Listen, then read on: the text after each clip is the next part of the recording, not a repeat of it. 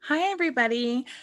Today, we're going to talk about something called our frequency and our home frequency and how we change our frequency and why that is important. So, welcome. I'm Beth Rowles. I'm a relationship coach. I have something called the Happily Ever After coaching program where I teach people the quantum love journey, which is what they can use to take the relationship they have and use it to create more of the relationships they want in their life. It's really fun. So, one of the ways we do that is we learn how to change our frequency. So, what is a frequency? Okay. So, our bodies are full of energy, and that is based on our emotions. Emotions are just energy in motion, and we can actually change the frequency. Just like if you're driving a car and you turn the dial on the radio and you go up to a different station or down to a different station, you're actually changing the frequency that the radio is tuned into and then finding the channel or the station that you like, the one that you vibe with, the one that makes you happy, the one that matches what you want to feel right now. We have that choice to tune the dial. Our bodies are no different. We can actually do the very same thing, and we usually call this emotional regulation. Now, why is that important? Why would we even bother? Aren't they just natural? We don't have any control? No, that is not true. You have full control over your emotions. Now, one little quick caveat here is that being in a undesirable emotion, a lower emotion, doesn't mean that you should ignore that emotion. That's actually alerting you to some action that you should take.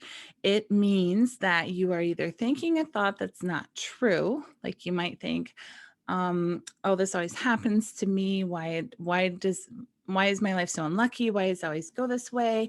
Or I'm just not worthy. Of course, they're mean to me because I'm just a bad person. Those are thoughts that are not true. So you can choose a new thought.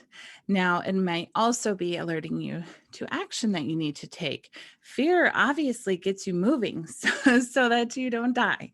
Panic and fear make you take action, either fight, flee, or freeze, hold still, so that you don't die. And we just trust those emotions. They just help us do the right thing in the moment.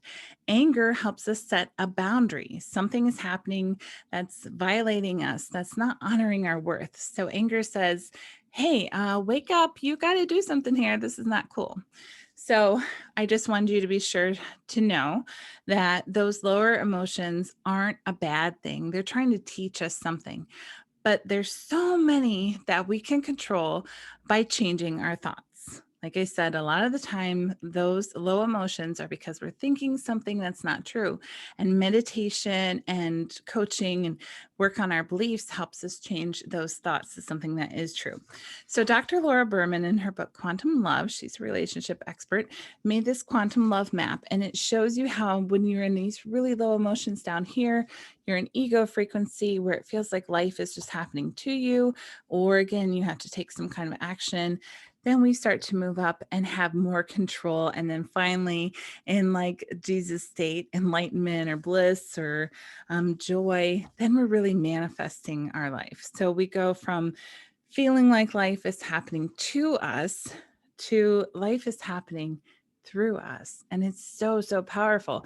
And the other reason why this is important and specifically related to your marriage and your relationships is that wherever you are on this map, your loved ones are going to be there with you because we are so powerful.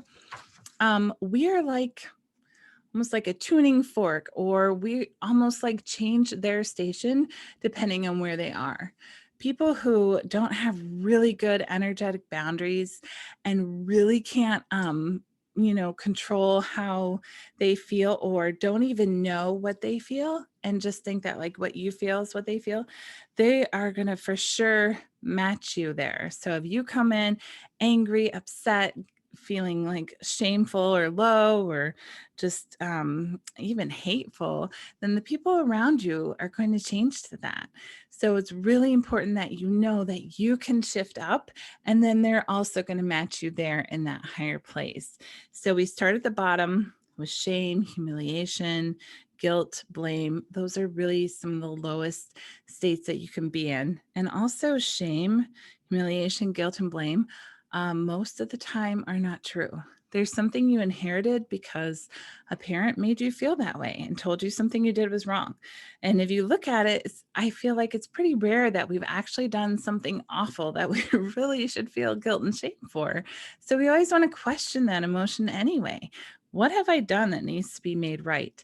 And if you haven't done anything that needs to be made right, then you have a thought that needs to be changed. It's really that simple.